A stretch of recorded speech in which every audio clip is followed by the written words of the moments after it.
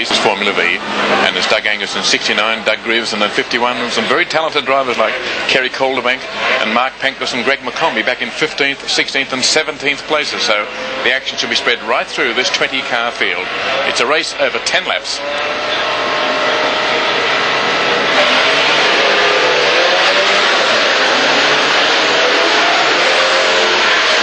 That's Mark Pancras on the outside.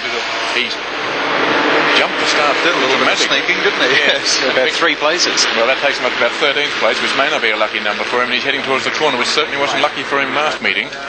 Mark, who's in car number 55, the light-coloured car, and the field is very bunched up as they come down for the first of 10 laps. It was Mark Pancras very wide on the outside as he swept through the corner about halfway through the field, but almost certain to incur a 1-minute penalty for having anticipated the start. And as they come down towards Honda, it's anchors out and stand on the brake pedals as they come streaming through like a giant long crocodile as they hurtle around that corner. It's Philip Ravel who's got through to the front in car 64. He started from the second row in 4th position and is up in the lead, but they are very close behind him, and in Formula V's, of course, anything can happen, and a lot of drivers don't like to run from the front. 51 is Doug Grieveson right behind him, and 19 coming in there very close. Colin Moles, who was in 3rd place, and Doug Angus, who was on pole position, back in 4th, just ahead of Graham Benson in car number 8, near the leading 5. And Colin Moles has just pulled out to try and improve his position going up Bitchapave, and as they come over the top, we'll see whether he made it. And Colin Moles has jumped into the lead.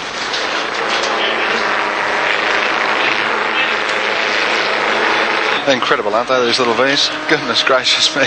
Doug Angus is up into 2nd place, picked up 2 spots around the top of the corner through Dunlop. Now they come down towards Mazda, which is absolutely a flat-out right-hand bend for these cars. Then down into Honda, which is probably the slowest part of the circuit. And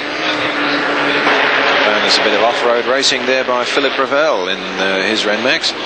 Just to a little excursion into the countryside. Cost him 3 places, though.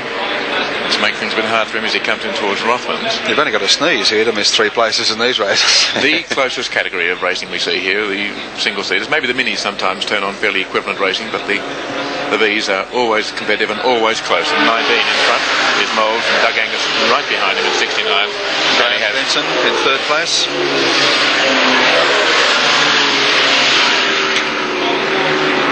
And off up and over the hill again. 8 laps to go. It's a wonder they can keep the pace up for these 8 laps. I mean, it's such close racing. As we've said, it's the closest racing there is. It's really quite incredible that they can keep up the pace. And so close together as well. As Gary said, sneeze and you've lost 3 places. Now, Colin Moles in 19 is trying to break that sneeze. If he can just get a bit of a gap and break the toe, he might clear out. And it'll be hard for those in pursuit. And he has established what is, by Formula V standards, a very long lead of maybe 8 car lengths as they come out of Honda, the corner we're looking at now, and go up Phillips Straight, which is that slight kinked straight that runs towards Rothmans, the more than right angled bend to the right. On the top right hand corner of your screen, the car sweeping through now. Doug Angus in 2nd place, followed by Grieveson.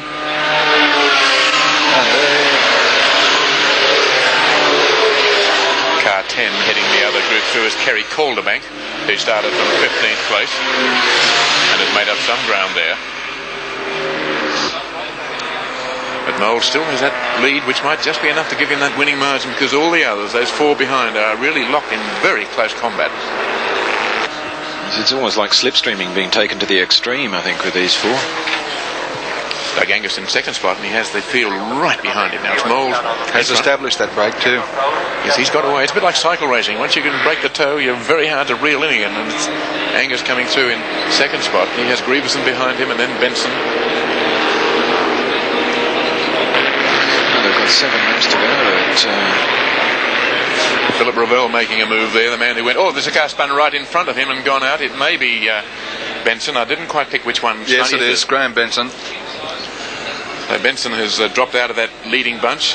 Moles now is probably able to stretch his lead a little bit, because all the others would have been involved in that spin and lost just a fraction of a second, enough to put them a little further back. And with now 6 laps to go, it's the end of the race as far as Benson is concerned. He's spun out of it, and Moles has extended his lead by another couple of car lengths as he goes sweeping around the top of Dunlop. And the crew there, of course, are just on that corner trying to move that car, because once you're committed to that corner, that's it. There's either the perfect line or a brick wall. And they'll be trying to get him out of the way before the field comes round again. And in fact, here comes... looks like 71, David Voisey, that spun out there in the Elfin. He's back in action again. The other car that was involved there, I can't quite make out. Field certainly has spread out, though. We now have Colin Moles in the lead and a tight battle for second spot, and then a long drop back to the next car. So because of those couple of spins, the field has been separated beyond the normal extent, and Moles must be looking in his mirrors and wondering where they've all got to. You can see the battle over second place between Angus and Grieverson there. You can't get much closer unless you reached across and shook hands. Angus has moved up into second spot. Grieverson will make a move and is now pulling out as they go over the top of Bitchapave. But it's still Angus just in front. Car 50 parked very neatly there is David Bryant. He started from the back of the field, and that's maybe about where he's going to finish, unfortunately, with that withdrawal. And there's Graham Benson back on the circuit again, going round.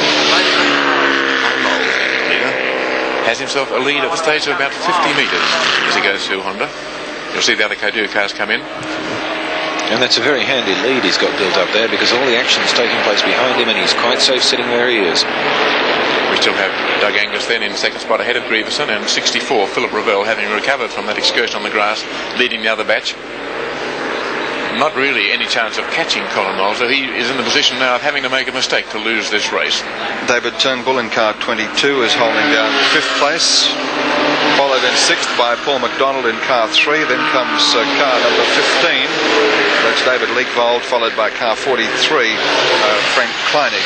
And as Grieverson pulls out to make it side by side, there the next batch we'll see, and you can see Angus on the outside 69. He's been passed, he's back in third spot, and Grieverson leaps up to second, and now he's out to see if he can haul back the flying leader Colin Moles. Desperation stuff between Angus and Grieverson, but of course I think that's playing into the leader's hands as well, because while they're dicing, it's allowing Moles to concentrate on what he's doing out there in front and make the pace, and we're quite happy with that situation. Formula V, a very even category. All the cars run at the old Volkswagen 1.2 litre engine, so there's not much difference in power. There's not a great deal of power. They have to go around the corners flat out, which means that if something happens, they've got very little reserve of power to get out of trouble, and that's one of the reasons why it's such a spectacular and even category of racing. In actual fact, Moles could just be running into a bit of trouble, because he has to get past Graham Benson, who spun earlier, and could just give him a couple of worries. Philip Ravel, who was running in 4th position up until half a lap ago, has lost 2 positions. He's now dropped back to 6th place. You can see the battle here. Philip Ravel's in 64. He's the third in that group, as you can see, just leading car 15, which is David Leekvold in the Renmax. And that's a great old battle going on for that place. Number 3 in front is Paul McDonald, one of the top contestants in Formula V, but had a fairly poor practice session yesterday. He was back in 11th place. So he's done very well to bring his car up into 5th position. Very angry bunch. This is, I think, where the whole race is. Meantime, the race leader, Colin Moles, doing it quite nicely, thank you very much. With Graham Benson right in front of him, actually.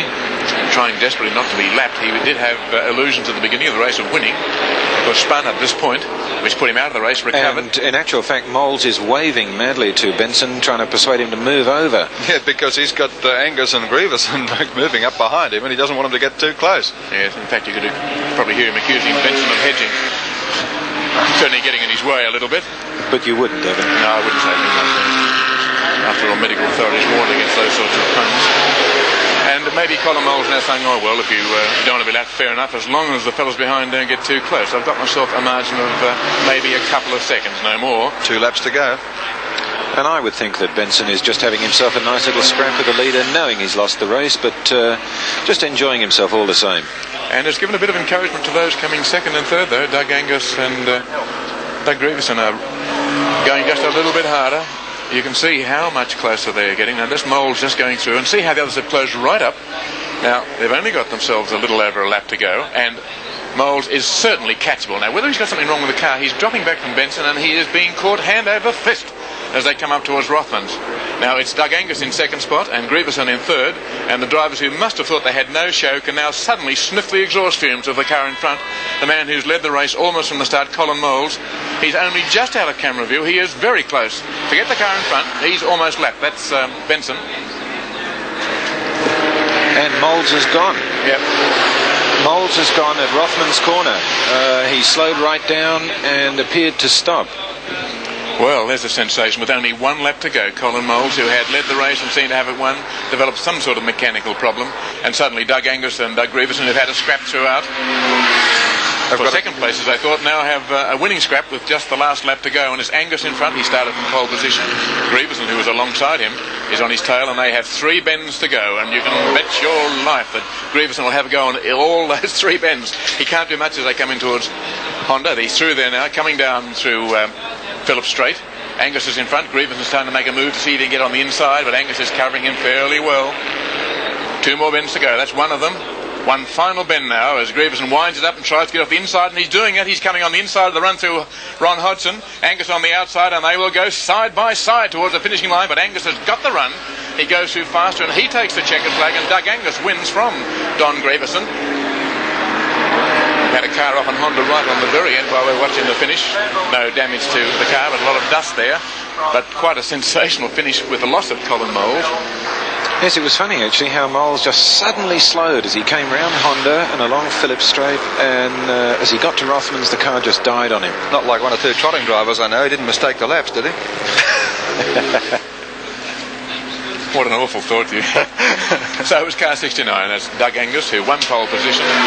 Looked as though he was going to lose the race until that very last lap, and just held off a determined Doug Grieverson to take victory in the... Here at Amaroo Park.